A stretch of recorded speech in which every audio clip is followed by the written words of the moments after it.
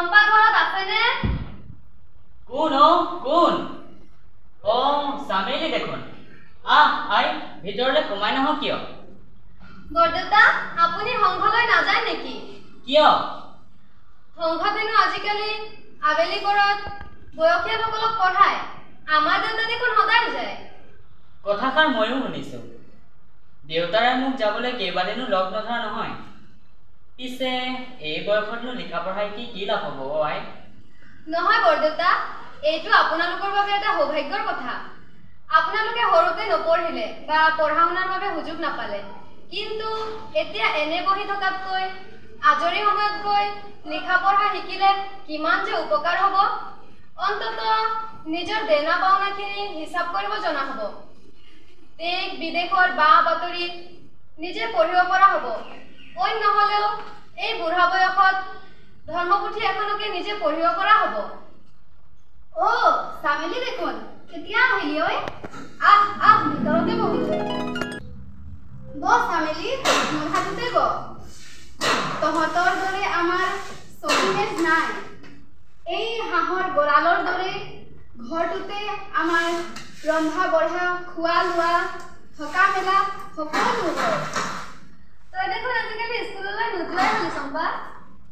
স্কুললৈ যোৱাৰ কথা আৰু নুলিয়াবি চামেলি। দেখিছই নহয় এই ভাই ভনীকেইটাক, ইহঁতক চাব লাগে। মা দেউতা ৰাতিপুৱাই কামলৈ যায়, গতিকে ঘৰৰ সকলোখিনি কাম ময়েই কৰিব লাগে। ছোৱালীক পঢ়ালেনো কি হ'ব? আমাৰ দৰে তাইও এদিন বাগানতেই কাম কৰিব লাগিব আৰু দুদিনৰ পিছত বিয়া দিলে পৰৰ ৰান্ধনীঘৰ চম্ভালিব লাগিব। নহয় বৰমা, এইটো আপোনালোকৰ এটা ভুল ধাৰণা। আজিৰ দিনত আমি সকলোৱে পঢ়া লিখা জনাটো অতি প্ৰয়োজনীয়। কিয়, তুমিয়ে দেখোন চিঠি এখন পঢ়িবলৈ হ'লে বা লিখিবলৈ হ'লে মহৰি ফুৰাত গৈ খাটনি ধৰা। মাক সেইবোৰ বুজাৰ লাভ নাই চামেলি। কেতিয়া ললি? বৰ ভাল লাগিছে ভাই। এই পূজাৰ সময়তে ললো। দেউতাই প্ৰতি বছৰে পূজাৰ সময়ত আমি দুয়ো ভাই ভনীকে একোযোৰকৈ নতুন কাপোৰ দিয়েই।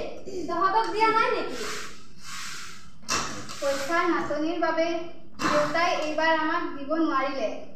তহঁত ভাই ভনী দুটা সঁচাই বৰ ভাগ্যৱান। বছৰে বছৰে নতুন কাপোৰ কানি পাওঁ। তাহাঁতৰ লগত তুলনা কৰিছ কিয়? তাহাঁতৰ নিচিনাকৈ তহঁতক দিওঁ ক'ৰ পৰা?